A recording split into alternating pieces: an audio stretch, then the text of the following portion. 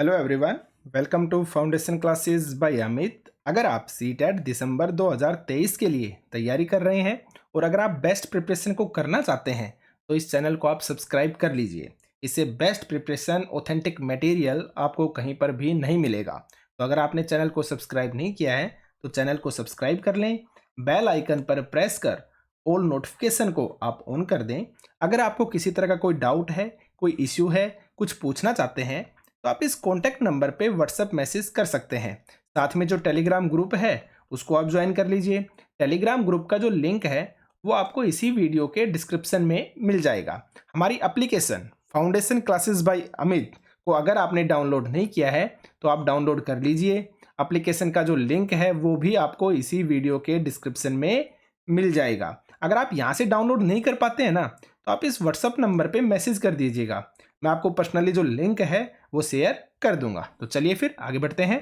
देखिए, अगर आप सीटेट दिसंबर 2023 के लिए तैयारी कर रहे हैं और अगर आप बेस्ट प्रिपरेशन करना चाहते हैं ना तो एक बार इस वीडियो को देख लेना। आप यहाँ पे मैंने विद प्रूफ बता रखा है कि कहाँ से क्वेश्चन पूछे जाते हैं और किस तरह से तैयारी को किया जाता है। इस वीडियो का लिंक मैं इसी वीडियो के डिस्क्रिप्शन में डाल दूंगा या फिर आप प्लेलिस्ट में जाकर सीटेट दिसंबर 2023 के नाम से आपको एक फोल्डर मिलेगा, उसमें आपको ये वीडियो मिल जाएगी। तो आप इस वीडियो को एक बार देख लेना। तो चलिए फिर आगे स्टार्ट करते हैं। देखिए, सीटेट दिसंबर 2023 बेस्ट प्रिपरेशन अगर आप करना चाहते हैं तो दो चीज़ों पे आप फोकस कीजिएगा, पीवाईक्यू प्लस में थ्योरी। इन दोनों का कॉम्बिनेशन बहुत जरूरी है, ठीक है। सिर्फ और सिर्फ पीवाईक्यू क्वेश्चंस या पीवाईक्यू सीरीज देखने से भी कुछ नहीं होगा और सिर्फ थ्योरी क्लासेस देखने से भी कुछ नहीं होगा। आपको दोनों का कॉम्बिनेशन चाहिए और कम से कम जब आप एग्जाम में बैठे ना 5 से 7 बार आपकी जो थ्योरी है, आपके जो पीवाईक्यू हैं वो रिवाइज हो जाने चाहिए। और ये रिवाइज मैं कराऊंगा। जैसे हमने अभी जो एग्जाम हुआ था आपका 20 अगस्त को सीटेट का, उसमें ईवीएस के 15 क्वेश्चंस आपके फैक्चुअल आए थे और मैंने हमेशा बोला है कि एक सिंगल क्वेश्चन को मैं बाहर नहीं जाने दूंगा और एक सिंगल क्वेश्चन भी हमारी थ्योरी क्लासेस से बाहर नहीं था। तो अगर आप बेस्ट प्रिपरेशन करना चाहते हैं तो हमसे जुड़े रहिए। एप्लीकेशन को आप डाउनलोड कर लीजिए और 16 अक्टूबर यानी कि आपके सोमवार से जो हमारी थ्योरी क्लासेस हैं वो ऐप के ऊपर स्टार्ट हो जाएंगी। आप इस चीज़ को याद रखिए। तो आप एप्लीकेशन को डाउनलोड करके इंस्टॉल कर लीजिए और जो पीवाई के क्वेश्चंस हैं वो हमारे यूट्यूब पे चलते रहेंगे हमेशा की तरह, ठीक है। आगे बढ़ते हैं। देखिए, ये हमारे पीवाई के क्वेश्चंस हैं जो आपके ओरिजिनल हैं, जो सीटेट एग्जाम के अंदर आ चुके हैं और आगे भी पूछे जाएंगे और मैं एग्जाम में एक सिंगल क्वेश्चन को भी आउट नहीं होने दूंगा, आप याद रखिएगा। तो चलिए, फर्स्ट क्वेश्चन है आपका, कुडुख भाषा में तोरंग का अर्थ क्या है। अब देखिए, कुडुख भाषा आपको याद होनी चाहिए कहाँ की है, आपकी झारखंड की है। हमने सूर्यमणि वाला जो चैप्टर है आपका वहां से इस क्वेश्चन को उठाया गया है। तो देखिए, वन उत्पाद, वन, वनवासी या निष्फल वन। तो इसका जो करेक्ट आंसर होगा आंसर नंबर बी यानी कि वन। कुडुख भाषा में तोरंग का जो अर्थ होता है ना, तोरंग का अर्थ होता है वन, जंगल। आपको जंगल भी लिखा हुआ मिल सकता है, तो आपको दोनों याद रखने हैं, वन या फिर जंगल, याद रखिएगा आप, ठीक है। एक्सप्लेनेशन को देखते हैं हम। गल स्टार चमकता सितारा आपका एनसीईआरटी के अंदर गिवन चैप्टर्स है, जिसके अंदर आपको जो फेमस आपके जो गर्ल्स हुई है ना जिन्होंने लाइफ में कुछ अचीव किया है उनके बारे में स्टोरीज हैं, तो वहां से ये चीजें उठाई गई हैं, ठीक है। तो मैंने इन सब को एक साथ एक जगह पर मैं आपको प्रोवाइड करवाऊंगा बेस्ट तरीके से। और देखिए, जैसे हमने पीवाई के क्वेश्चंस किया उसके जस्ट बाद मैं थ्योरी करवाता हूँ, थ्योरी को रिवाइज करवाता हूँ। तो इससे जब एग्जाम आएगा ना आपके कम से कम 10 से 15 बार थ्योरी रिवाइज हो जाएगी। तो आपको अलग से कुछ भी पढ़ने की जरूरत ही नहीं है, सब कुछ आपको मैं प्रोवाइड करवाऊंगा, मैं ही याद करवाऊंगा, ठीक है। अब देखिए आप इसको, एक्सप्लेनेशन को। चमकते सितारे उन साधारण लड़कियों की असाधारण कहानियां हैं जिन्होंने स्कूल जाकर अपनी जिंदगी को बदल लिया है। जैसे झारखंड के सूर्यमणि या आपके किसके जंगल जो आपका चैप्टर है वहां से उठाया गया है। बिहार की अनिता खुशवाहा जो क्या है, मधुमक्खी पालन करती हैं, वहां से है ये क्वेश्चन। कुडुख भाषा बोली जाती है झारखंड में, झारखंड के आदिवासी लोगों के द्वारा, और कुडुख भाषा में तोरंग को बोला जाता है आपका जंगल, ठीक है। आगे बढ़ते हैं। निम्नलिखित में से कौन सा समूह एक ही प्रकार के खाने से या खाने की सामग्री से बनाया जाता है। डोसा, पुलाव या फिर खीर, चपाती, दाल या फिर सलाद, हलवा, बिरयानी और जेली, अचार, इडली और हलवा। इसका जो करेक्ट आंसर होगा आंसर नंबर फर्स्ट। अगर आप अच्छे से देखते हैं ना तो चावल, जब हम डोसा बनाते हैं तब भी चावल का यूज करते हैं, जब हम पुलाव बनाते हैं तब भी हम चावल का यूज करते हैं, और जब हम खीर बनाते हैं ना तब भी हम चावल का यूज करते हैं। तो ये तीनों एक ऐसे हैं जिनके अंदर हमारी एक ही प्रकार की सामग्री यानी कि चावल का ही यूज हुआ है। तो इसलिए जो हमारा करेक्ट आंसर हो जाएगा ना, आंसर नंबर फर्स्ट, क्योंकि हमसे यही पूछा था, एक ही प्रकार की खाने की सामग्री से बना हुआ होना चाहिए। तो आप याद रखिएगा, ठीक है। अब देखिए आप, जैसे ये आपका क्या है, डोसा है, ठीक है, ये पुलाव है। तो इस तरह से अगर आप देखेंगे ना, तो ये सिर्फ सभी के अंदर क्या है, आपके चावल ही मिक्स होता है, ठीक है। आगे बढ़ते हैं। केरल की उच्च स्तर की वैज्ञानिक सैन्य कला को क्या कहते हैं जो प्रचलित है? अभी आपके सीटेट के अंदर सारे आए हुए क्वेश्चन है, आप ये मत सोचना कि ये अपनी तरफ से बनाए हैं, नहीं, ये सारे के सारे आपके ओरिजिनल क्वेश्चंस हैं जो सीटेट के अंदर आए हुए हैं। जब आपका एग्जाम होगा ना दिसंबर में, तब तक हर एक सिंगल क्वेश्चन को मैं करवा दूंगा, चाहे फिर वो हिंदी का हो, ईवीएस का हो, इंग्लिश का हो, सोशल साइंस का हो, साइंस का हो, या फिर आपके साइकोलॉजी का हो। जैसे पीआरटी में आपकी ईवीएस हो गई, इसी तरह जो टीजीटी है उसके अंदर साइंस, सोशल साइंस आती हैं। तो मैं हर चीज को एकदम डिटेल से और एकदम बेस्ट तरीके से कराने वाला हूं, ठीक है। आप सिर्फ और सिर्फ वीडियो में बने रहिएगा, ऐप को आप इंस्टॉल कर लीजिए, ठीक है। तो देखिए क्वेश्चन को आप, केरल की उच्च स्तर की वैज्ञानिक सैन्य कला को क्या कहते हैं जो प्रचलित है? अब ये है सैन्य कला, आप यहाँ पे डायग्राम देखिए, इस तरह से युद्ध का अभ्यास किया जाता है। तो इसको क्या बोला जाता है? आपका थेयम, मुडियट्टू, वेलाकली और कलरीपयट्टू। तो देखिए इसका जो करेक्ट आंसर होगा, आंसर नंबर डी, कलरीपयट्टू जो है ये आपकी सैन्य कला है केरल की, ठीक है। थियम है, ये भी केरल के अंदर है। वेलकली ये नाव है, ये भी कहाँ पे है? आपकी केरल के अंदर है। तो हम एक्सप्लेनेशन को देखते हैं, सारी चीजें डिटेल से दी गई हैं, ठीक है। केरल के कई भागों में एक जगह से दूसरी जगह जाने के लिए प्रयोग किया जाता है आपकी फेरी का, यानी कि नाव का, आपको याद रखना है। अब वल्लम नाव, केरल में लकड़ी की बनी छोटी नाव जिसका प्रयोग नदी पार करने के लिए किया जाता है, उसको बोला जाता है वल्लम नाव। तो आपको याद रखना है, जो वल्लम नाव है ना, उसका संबंध कहां से है? आपके केरल से है, ठीक है, याद रखिएगा। केट्टू वल्लम, तो केरल के अंदर जो हाउस बोट होती है ना, उन हाउस बोटों को बोला जाता है आपके केट्टू वेल्लम। तो आपको याद रखना है, केरल के अंदर जो हाउस बोट बनी होती हैं, उन हाउस बोट को बोलते हैं हम केट्टू वल्लम, याद रखिएगा। तेजपत्ता, छोटी इलायची, बड़ी इलायची, काली मिर्च आदि भी उगाई जाती हैं। कहां पे? केरल में। हमने पढ़ भी चुके हैं मसालों का पारक, मसालों का पारक किसको बोलते हैं? हम केरल को बोलते हैं। ये चीज मैं पहले भी आपको बता चुका हूं, ठीक है। तो ये सारी की सारी चीजें केरल के बारे में आपको याद रखनी है और एग्जाम में एज इट इज आपको देखने को मिलेंगी। आगे बढ़ते हैं। निम्नलिखित में से कौन से पदार्थों को आप जल से कपड़े के द्वारा छानकर अलग नहीं कर सकते? कहने का मतलब ये है, आपका कोई जल है, जल के अंदर आपकी कुछ चीजें मिक्स हैं, तो आप कपड़े से, ये आपका जल हो गया, आप कपड़े में से छानकर अलग से एकदम शुद्ध जल प्राप्त कर सकते हैं, ये पूछा गया आपसे। तो देखिए, दूध व नमक, नमक व चीनी, हल्दी पाउडर और तेल, चाक पाउडर और रेत। तो यहां पर पूछा है कि आप जल से कपड़े के द्वारा छान कर अलग कर सकते हैं। अब दूध के अंदर आपने नमक को अलग से मिला दिया, तो मिलाने के बाद अगर आप उसको छानते हैं तो नमक आपको अलग मिल जाएगा? नहीं मिलेगा, सीधी और सिंपल सी बात है। नमक और चीनी को अगर आपने जल में मिला दिया, अच्छे से घोल दिया, तो आप कपड़े से छान के क्या नमक और चीनी को अलग कर सकते हैं? नहीं कर सकते। इसी तरह से हल्दी पाउडर और जो तेल है उसको भी नहीं कर सकते। लेकिन जो चाक पाउडर और जो रेत होता है ना, उसको अगर आप कपड़े से छानते हैं ना, तो रेत और वो है ना उस छलनी के अंदर रह जाएंगे, रेत और चाक पाउडर, और आपका नीचे जो होगा ना, वो आपका जल प्राप्त हो जाएगा, शुद्ध जल। इसलिए जो करेक्ट आंसर होगा, आंसर नंबर डी होगा, कि हम इसको प्राप्त कर सकते हैं कपड़े के द्वारा छानकर। आप याद रखिएगा। आगे बढ़ते हैं।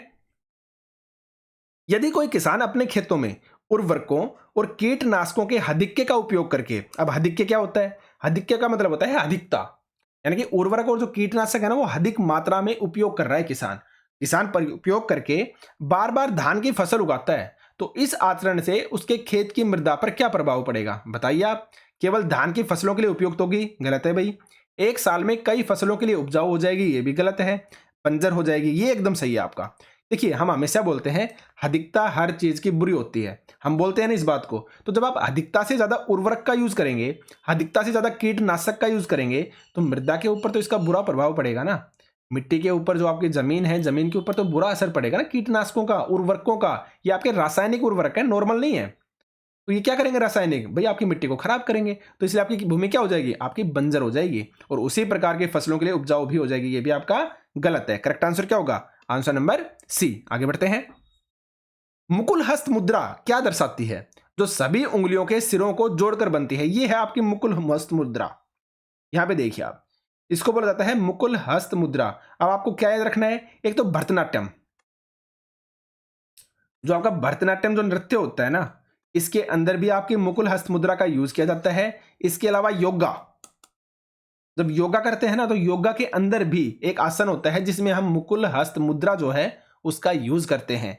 और मुकुल हस्त में आपसे पूछा क्या गया है कि मुकुल हस्त मुद्रा क्या दर्शाती है? जो सभी उंगलियों के सिरों को जोड़कर बनती है। तो बताइए आप, दृढ़ निश्चय, कमल का फूल, फूल तोड़ना और दृढ़ता।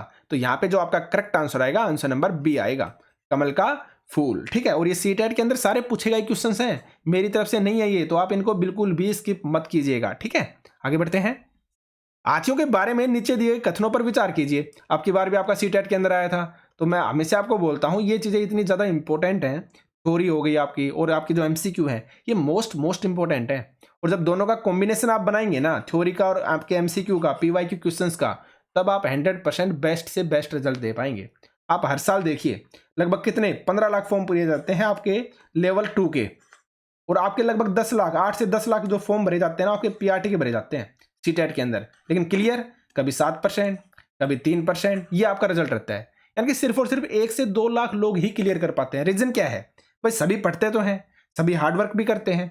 रीजन क्या है? सही तरीके का पता नहीं होना कि किस तरीके से हमें तैयारी को करना चाहिए। या तो क्या देखेंगे, यूट्यूब पे देख ली भाई 500 बेस्ट क्वेश्चन, सिर्फ उनको रट लिया, या फिर कोई थ्योरी क्लासेस चल रही हैं सिर्फ और सिर्फ उनको रट लिया। मैंने आपको बताया ना, थ्योरी प्लस में पीवाई के क्वेश्चंस दोनों का कॉम्बिनेशन करना पड़ेगा, और हर थ्योरी को, हर चीज को, हर लाइन को ज्यादा से ज्यादा बार रिवाइज करना पड़ेगा। और वो सारी चीजें आपको मैं कराने वाला हूं। ठीक है, आपको कुछ भी करने की जरूरत नहीं है, सिर्फ और सिर्फ वीडियो को देखना है, एप्लीकेशन को डाउनलोड करना है। ठीक है, आगे बढ़ते हैं। अपने भारी, अब देखिए इनको, आप देखिए, अपने भारी शारीरिक ढांचे के कारण हाथी अत्यधिक आराम करना पसंद करते हैं।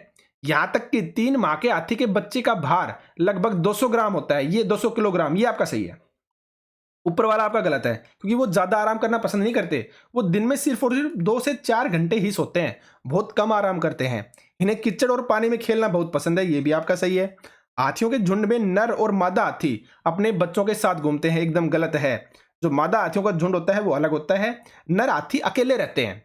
कुछ समय तक, 14 से 15 साल तक वो साथ रहेंगे, और उसके बाद वो अकेले रहना स्टार्ट कर देते हैं। तो ये भी क्या है, आपका गलत है। तो यहाँ पे आपका करेक्ट आंसर क्या होगा? बी एंड सी। देखिए कहां पे है, आंसर नंबर डी क्या हो जाएगा आपका करेक्ट आंसर। अब एक्सप्लेनेशन को देखिए आप, मैं हमेशा बोलता हूं, मैं जो भी थ्योरी होगी ना उसकी एक्सप्लेनेशन में थ्योरी को 100% रिवाइज करवाऊंगा, चाहे वो क्वेश्चन कितनी बार भी रिपीट हो। तो अब हाथी के बारे में देखिए आप, एक बड़ा हाथी एक दिन में 100 केजी से ज्यादा पत्ते खा लेता है। हाथी दिन में केवल 2 से 4 घंटे ही सोता है। और यहाँ पे क्या बोला था कि अत्यधिक आराम करता है, इसलिए गलत हो गया था ना। अभी हमने यहाँ पे जो देखा था, यहाँ पे बोला कि अत्यधिक आराम करता है, लेकिन गलत है ये। क्यों? क्योंकि सिर्फ और सिर्फ 2 से 4 घंटे ही सोता है केवल। हाथी को पानी और कीचड़ में खेलना बहुत अच्छा लगता है, हम देख चुके हैं। गर्मी लगने पर हाथी अपने कान हिलाकर हवा करता है। हाथियों के झुंड में केवल हथिनियां और बच्चे ही रहते हैं, आपके एकदम करेक्ट है। झुंड की सबसे बुजुर्ग हथिनी ही झुंड की क्या होती है? आपकी नेता होती है, याद रखिएगा। आगे बढ़ते हैं। एक झुंड में 10 से 12 हथिनियां और बच्चे होते हैं। हाथी 14-15 साल तक की ही झुंड में रहते हैं, और फिर वे झुंड छोड़ देते हैं और अकेले रहने लगते हैं, याद रखिएगा आप। हाथी परेशानी आने पर एक दूसरे की मदद करते हैं, और अपने बच्चों की देखभाल और सुरक्षा के लिए एक दूसरे का साथ देते हैं। तो ये सारी की सारी चीजें आपको याद रखनी है, टेंशन मत लीजिए, मैं बार बार इनको इतनी बार रिवाइज करा दूंगा, आपका माइंड मजबूर हो जाएगा चीजों को याद रखने के लिए। ठीक है, आगे बढ़ते हैं। एक व्यक्ति जिसमें रक्तहीनता की पहचान हुई है, उसको क्या खाने और पीने की सलाह दी जाएगी? अब रक्तहीनता, रक्तहीनता का मतलब हो गया रक्त की कमी होना शरीर में, और उसको बोला जाता है एनीमिया। अगर आपको पता हो इसको क्या बोलते हैं हम? एनीमिया बोलते हैं, शरीर में रक्त की कमी होना। और रक्त के अंदर होता है आपका हीमोग्लोबिन, हीमोग्लोबिन जिसको हम बोलते हैं एचबी से लिखते हैं, हम डिनोट करते हैं। और इसके अंदर होता है आपका आयरन। यानी कि एक्चुअल में शरीर में क्या हो जाती है? आपकी आयरन की कमी हो जाती है। आयरन की कमी होना यानी कि हीमोग्लोबिन की कमी होना, हीमोग्लोबिन की कमी होना यानी कि रक्त की कमी होना, और रक्त की कमी होने का मतलब क्या हो गया? कि आपको एनीमिया हो गई है। एनीमिया का मतलब हो गया आपको रक्तहीनता हो गई है। आप इन सारी चीजों को याद रखिएगा। तो ऐसी स्थिति में जो आपका डॉक्टर है वो क्या खाने की सलाह देगा? चुकंदर का रस और पालक, अनार का रस और दूध से बने पदार्थ, नींबू पानी और जेली, खीरा तथा टमाटर का सूप। इसका जो करेक्ट आंसर होगा, आंसर नंबर फर्स्ट होगा, चुकंदर का रस और पालक। इसके अंदर होता है आपका आयरन।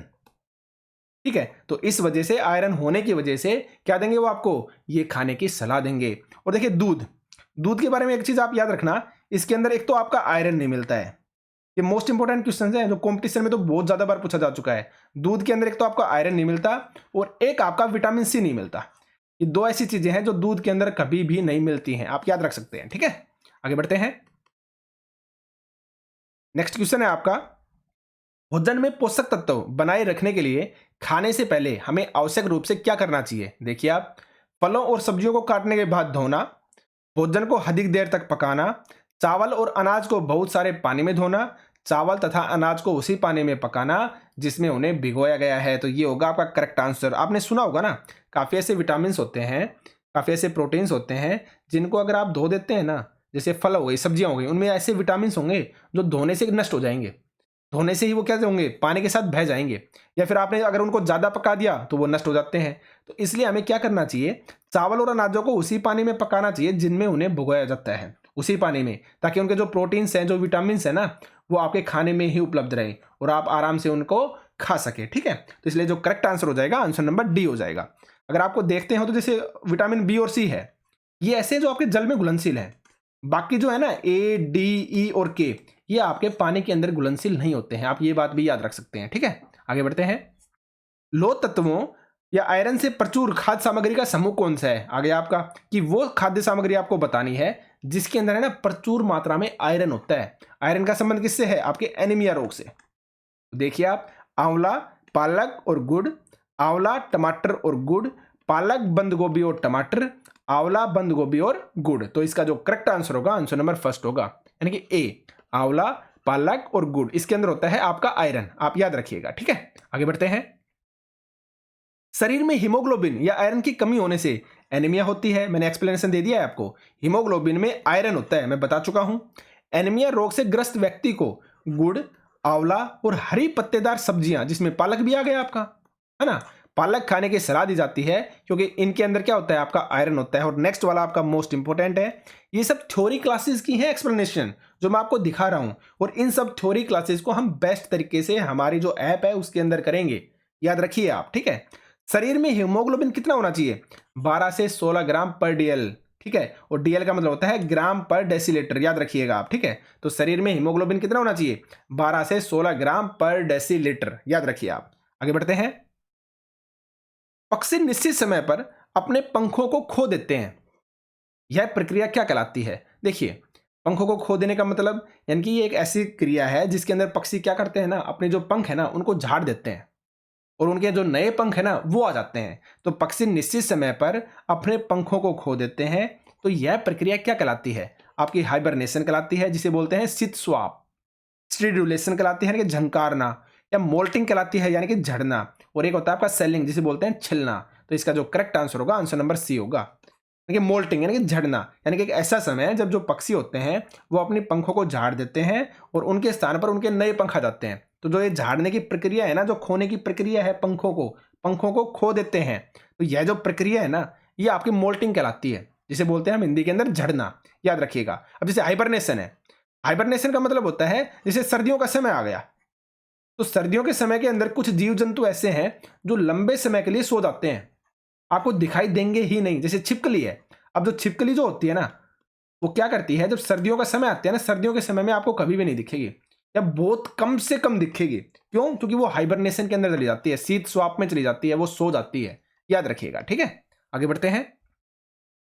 किसी क्षेत्र में जल का अभाव कहा जाता है जब, यानी कि किसी क्षेत्र में जल का अभाव है, ये हम कब कहेंगे, जब कहेंगे जब सभी घरों को दैनिक कार्यों के लिए जल मिलता है। ये तो गलत है भाई, जब कार्य के लिए जल मिल ही गया तो जल का अभाव कैसा भाई, तो ये तो ही नहीं हो सकता। उस क्षेत्र में जल केवल नलों से आता है, ये भी आपका नहीं हो सकता भाई, कहीं से भी आ रहा हो, पानी तो आ रहा है ना, तो उसको अभाव थोड़ी ना कहेंगे।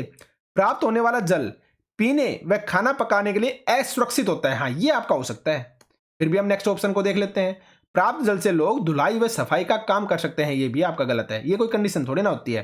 किसी क्षेत्र में जल का अभाव है, ये हम जब कहेंगे, आपका करेक्ट आंसर होगा आंसर नंबर सी, जब प्राप्त होने वाले जल पीने व खाना पकाने के लिए क्या है, असुरक्षित है, यानी कि उससे आप ना ही तो खा सकते हैं, ना ही उस पानी को आप पी सकते हैं, ना ही उससे खाना पका सकते हैं, तब हम कहेंगे कि हमारे घर में क्या है, हमारे क्षेत्र में क्या है, जल का अभाव है। तो आपका करेक्ट आंसर हो जाएगा आंसर नंबर सी। ठीक है, आगे बढ़ते हैं। आपका घर एक्स पर स्थित है तथा दूध की दुकान वाई पर स्थित है, आपके घर से दूध की दुकान जाने के लिए कोई सीधा रास्ता नहीं है, अतः पहले आप ए पर जाते हैं जो एक्स के ठीक उत्तर में 50 मीटर की दूरी पर है। फिर बी पर जाते हैं जो ए के ठीक पश्चिम में 60 मीटर की दूरी पर है। फिर सी पर जाते हैं जो बी के ठीक उत्तर में 50 मीटर की दूरी पर है। और अंत में आप वाई पर दूध की दुकान पर पहुंचते हैं जो सी के ठीक पूर्व में 100 मीटर की दूरी पर है। तो दूध की दुकान के सापेक्ष आपके घर की दिशा क्या है? तो ऐसे क्वेश्चंस है ना, उनमें हमेशा एक चीज आप याद रखिए, मैं हमेशा बोलता हूं, एक तो ये सापेक्ष वाली बात याद रखना कि जब भी किसके सापेक्ष पूछा जा रहा है, क्योंकि आप कंप्लीट क्वेश्चन को आराम से सोल्व कर देंगे, लेकिन जब जो लास्ट में जो सापेक्ष होता है ना, अगर आपने इसको नहीं पढ़ा ना, तो आप 100% आंसर जो है ना वो गलत देंगे। और जैसे जैसे बोलता है ना वैसे वैसे आपको करते हुए जाना है, याद रखिएगा, ठीक है। अब देखिए आप क्वेश्चन को करते हैं हम कि आपके घर से दूध की दुकान तक जाने के लिए कोई सीधा रास्ता नहीं है और आपका घर एक्स पर स्थित है। तो ऐसे क्वेश्चंस में सबसे पहले आप डायरेक्शन बना लो। अब मैंने यहां पे डायरेक्शन बना दी, ठीक है, डायरेक्शन बना दी मैंने। ये क्या है? आपका पूर्व है, ये क्या है? आपका पश्चिम है, ये क्या है? इधर आपका उत्तर है, और इधर क्या है? आपका ये दक्षिण है। आपने बना दी ना। अब देखिए आप सबसे पहले आपने घर पे हैं जो एक्स के ऊपर है, तो एक्स मान लिया मैंने ये आप यहां पे हैं। तो सबसे पहले देखिए अब आप, अतः पहले आप ए पर जाते हैं जो एक्स के ठीक उत्तर में 50 मीटर की दूरी। अब आपका एक्स यहां है, एक्स के ठीक उत्तर में, उत्तर कहां है? ऊपर की तरफ 50 मीटर की दूरी आपने मान ली, यहां पे 50 मीटर हो गई। तो आप कहां पे पहुंच गए? ए पे पहुंच गए हैं 50 मीटर क्रॉस करके। उसके बाद बोला फिर बी पर जाते हैं जो ए के ठीक पश्चिम में 60 मीटर की दूरी। अब ए का ठीक पश्चिम कौन सा होगा? भाई यही तो होगा ना, पूर्व पश्चिम उत्तर दक्षिण, तो ये पश्चिम होगा। तो पश्चिम में जाते हैं कितने? 60 मीटर। 60 मीटर आप चले गए और आप कहां पे पहुंच जाते हैं? ए के ठीक पश्चिम में 60 मीटर दूरी पर आप जाते हैं बी पर। बी पे पहुंच गए आप। अब देखिए फिर सी पर जाते हैं जो बी के ठीक उत्तर में 50 मीटर दूरी। अब सी पे जा रहे हैं जो बी का उत्तर। अब ये देखिए बी का उत्तर कौन सा होगा? यही तो होगा ना, ऊपर की तरफ। तो आप उत्तर की तरफ गए और कहां पे? सी पे। और कितने मीटर बता रहा है ये कि आप सी पर जाते हैं जो बी के ठीक उत्तर में 50 मीटर। फिर से आप 50 मीटर आ गए ना। अब लास्ट में बोल रहा है और अंत में आप वाई पर दूध की दुकान पर पहुंचते हैं जो सी के ठीक पूर्व में 100 मीटर की दूरी। अब सी यहां है, अब सी का पूर्व पूछा है, तो यही तो होगा पूर्व। तो पूर्व के अंदर कितना? 100 मीटर। तो देखिए 60 तो यहां पे कंप्लीट हो गया भाई, ये 60 है तो ये भी 60 होगा ना। अब आपको आगे और चलना है 40 मीटर और, तो 40 मीटर आप और चल दीजिए, यानी कि आप यहां पे पहुंच गए वाई पे, दूध की दुकान पे, ठीक है। अब आपसे पूछा क्या है कि दूध की दुकान के सापेक्ष, जिसके सापेक्ष पूछा जाए ना, वहां पे आप फिर से डायरेक्शन को बना दीजिए। अब आपने यहां पे फिर से डायरेक्शन बना दी क्योंकि आपका इसी के सापेक्ष पूछा था। ये आपने डायरेक्शन बना दी, ये आपका पूर्व, ये आपका पश्चिम, ये आपका उत्तर और नीचे आपका दक्षिण। अब इससे पूछा है कि दूध के दुकान के सापेक्ष आपके घर की दिशा। अब आपका घर है यहां पे एक्स पे, तो आप खुद बताइए ये दिशा कौन सी है, क्योंकि इसके सापेक्ष पूछा था ना, तो यहां से यहां आना है आपको। दूध की दुकान के सापेक्ष बताइए कौन सी दिशा है। यहां पे आपका क्या है? पश्चिम, और यहां क्या है? आपका दक्षिण। तो दक्षिण पश्चिम दिशा हो गई ना, तो यही आपका आंसर हो जाएगा, आंसर नंबर डी। तो इसी तरीके से एकदम डिटेल से, एकदम अच्छे वे में आराम से समझाते हुए हम कंप्लीट सीटेट का जो सिलेबस है ना उसको क्लियर करेंगे। आपको सिर्फ इतना ही करना है, एप्लीकेशन को आप डाउनलोड कर लीजिए। 16 तारीख से हमारी जो थ्योरी क्लासेस हैं वो एप्लीकेशन में कोर्स के थ्रू लॉन्च हो जाएंगी। आप इस चीज़ को याद रखिएगा, तो आप एप्लीकेशन को डाउनलोड कर लीजिए, ठीक है। आगे बढ़ते हैं। पक्षियों के पंखों के दोनों ओर का मुलायम भाग क्या कहलाता है? अब देखिए ये सीटेट में आ चुका है क्वेश्चन है। ये जितने भी क्वेश्चन है ना ये सभी आपके प्रीवियस ईयर हैं। मैं अपनी तरफ से कोई क्वेश्चन नहीं बना रहा हूं, ये सभी आपके प्रीवियस ईयर हैं। तो आप समझ सकते हैं कितने ज्यादा इंपॉर्टेंट हैं। तो पक्षियों के पंखों के दोनों ओर का जो मुलायम भाग है ना क्या कहलाएगा? बार्ब कहलाएगा, रेचिस कहलाएगा, क्विल कहलाएगा या फिर कैलेमस कहलाएगा। इसका जो करेक्ट आंसर होगा, आंसर नंबर फर्स्ट होगा। क्या कहलाएगा? आपका बार्ब कहलाएगा। बार्ब, पक्षियों के पंखों के दोनों ओर का मुलायम भाग क्या कहलाएगा? आपका बार्ब कहलाएगा, याद रखिएगा आप। आगे बढ़ते हैं। अब देखिए पक्षियों के जो पंख है उसके बारे में आपको क्या याद रखना है कि अलग अलग रंगों व डिजाइन के होते हैं। सीधी सी बात है, जितने पक्षी उतने ही अलग रंग और उतने अलग उनके पंखों के डिजाइन। तो पंखों के जो डिजाइन है वो अलग अलग होते हैं। यह है पक्षियों के पंखों के बारे में। पंख उड़ने में मदद करते हैं, एकदम सही है। पंख शरीर को गर्म रखने में मदद करते हैं पक्षियों की, ये भी सही है। समय समय पर पुराने पंख झड़ जाते हैं और नए पंख आ जाते हैं और इसको बोला जाता है मोल्टिंग। ये मैं आपको पीछे बता चुका हूं कि जो पुराने पंख झड़ के नए पंख आना क्या कहलाएगा? आपका मोल्टिंग कहलाएगा। मोल्टिंग को हिंदी में बोलते हैं हम झड़ना, याद रखिएगा आप, ठीक है। तो आगे बढ़ते हैं, ये आपका क्वेश्चन हो गया। नेक्स्ट क्वेश्चन है आपका, निम्नलिखित में से कौन सी मलेरिया से ग्रस्त व्यक्ति के सामान्य लक्षण है। मलेरिया से ग्रस्त व्यक्ति है तो देखिए आप, बुखार के साथ खांसी व जुकाम, दस्त और बुखार, ठंड लगना और बुखार, त्वचा पर फफोले और बुखार। तो इसका जो करेक्ट आंसर होगा आंसर नंबर सी, कि आपको हल्की हल्की ठंड लगेगी और क्या लगेगा, हल्का हल्का आपको बुखार होगा। आपको याद रखिएगा। एक्सप्लेनेशन को देखते हैं हम कि मलेरिया मादा एनाफिलीज मच्छर से फैलता है। ठीक है भाई। लक्षण क्या होगा, ठंड लगकर कपकपी के साथ बुखार आना। तो हो गया ना आपका, क्या लगना, ठंड लगना और साथ में आपका बुखार आना। तो आपका करेक्ट आंसर क्या हो जाएगा, आंसर नंबर सी। आगे देखते हैं, मलेरिया की दवा सिनकोना पेड़ की छाल से बनाई जाती है। पहले के समय में छाल को उबालकर व छान कर पीते थे, लेकिन अब छाल से दवाई बनाई जाती है। अब तो गोली बनने लग गई इसी छाल से। पहले क्या करते थे लोग, सिनकोना के पेड़ की छाल लेते, उसको पानी में उबालते, गर्म करते और जब उसको छानते थे ना तो रस निकल जाता था, तो छाने हुए पानी को वो पी लेते थे। ठीक है। आगे देखिए, मलेरिया मच्छर से फैलता है, ये किसने बताया था, सर रोनाल्ड रोस ने बताया था। किसने बताया था, सर रोनाल्ड रोस ने बताया था। ठीक है। तो ये आपके 15 जो आपके ईवीएस में फैक्चुअल क्वेश्चंस आते हैं ना, हम एक सिंगल क्वेश्चन को नहीं छोड़ेंगे। आपके अब तक लगभग 2500 प्लस क्वेश्चन हो चुके हैं। मैं हर एक सिंगल क्वेश्चन को कराऊंगा, समझ रहे हो आप, और इसी तरीके से कराऊंगा। पहले क्वेश्चंस, उसके बाद उस क्वेश्चन से रिलेटेड थ्योरी जो आपके एग्जाम में एज इट इज 100% पूछी जाती है। तो इस तरह से हम कंप्लीट जो क्वेश्चंस हैं, कंप्लीट जो क्लासेस है, कंप्लीट जो सिलेबस है, उसको इसी तरीके से बेस्ट तरीके से करेंगे। आप एप्लीकेशन को डाउनलोड कर लीजिए, इंस्टॉल कर लीजिए, देन उसके बाद हम 16 तारीख से आपके जो क्लासेस है उनको स्टार्ट कर देंगे। ठीक है। तो आज के सेशन में सिर्फ इतना ही था। आज के लिए आपका धन्यवाद। Thank you.